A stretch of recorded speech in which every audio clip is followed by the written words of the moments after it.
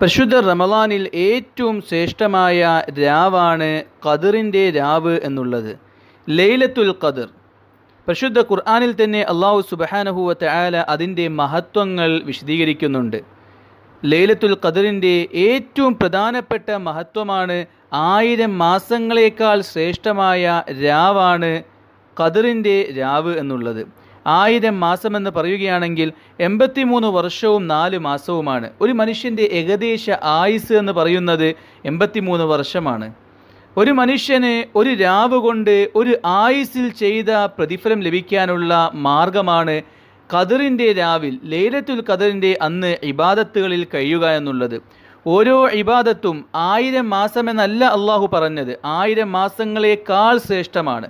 അതിൻ്റെ പ്രതിഫലത്തിൻ്റെ കണക്ക് അള്ളാഹുവിന് മാത്രമാണ് അറിയുക.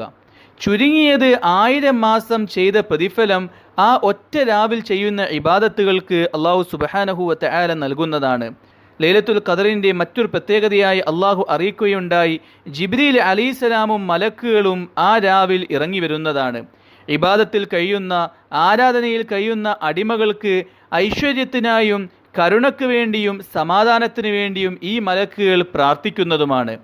അങ്ങനെ അള്ളാഹുവിൻ്റെ കരുണയും ഐശ്വര്യവും അള്ളാഹുവിൽ നിന്നുമുള്ള സമാധാനവും ലഭിക്കാനുള്ള ഏറ്റവും നല്ല മാർഗമാണ് ലൈലത്തുൽ ഖദറിന് ഇബാദത്ത് കൊണ്ട് രാത്രിയെ അലങ്കരിക്കുക എന്നുള്ളത്. ലൈലത്തുൽ ഖദർ ഏത് ദിവസമാണെന്ന് ക്ലിപ്തമായി അള്ളാഹു സുബ്ഹാനഹു വ തആല അറിയിച്ചു തന്നിട്ടില്ല. പക്ഷേ റമളാനിൻ്റെ അവസാനത്തെ 10ലാണ് ലൈലത്തുൽ ഖദർ ഉണ്ടാവുക. അതിൽ തന്നെ ഒറ്റ രാവുകളാണ് ലൈലത്തുൽ ഖദർ പ്രതീക്ഷിക്കാൻ ഏറ്റവും നല്ല സമയമെന്ന് പല ഹദീസുകളിലൂടെയും വ്യക്തമായി മനസ്സിലാക്കാൻ പറ്റുന്ന കാര്യമാണ്. അതുകൊണ്ട് റമളാനിൻ്റെ അവസാന 10ലെ ഒറ്റ രാവുകൾ 21, 23, 25, 27, 29 ഈ രാവുകളിൽ ലൈലത്തുൽ ഖദറിനെ പ്രതീക്ഷിക്കാൻ പ്രത്യേകം നബി തങ്ങൾ സല്ലല്ലാഹു അലൈഹി വസല്ലം അറിയിച്ചു തന്നിട്ടുണ്ട്. ഈ രാവുകളിൽ തന്നെ 27ാം രാവ് ഏറെ സാധ്യതയുള്ള ഒരു രാവാണ്. ഇമാം മുസ്ലിം റഹ്മത്തുള്ളാഹി അലൈഹി റിവായത്ത് ചെയ്യുന്ന ഹദീസിൽ ഉബൈ ഇബ്നു കഅബ് റളിയല്ലാഹു അൻഹു 27ാം രാവിന് ലൈലത്തുൽ ഖദറിനെ അനുഭവിച്ചുവെന്ന് വന്നിട്ടുണ്ട്.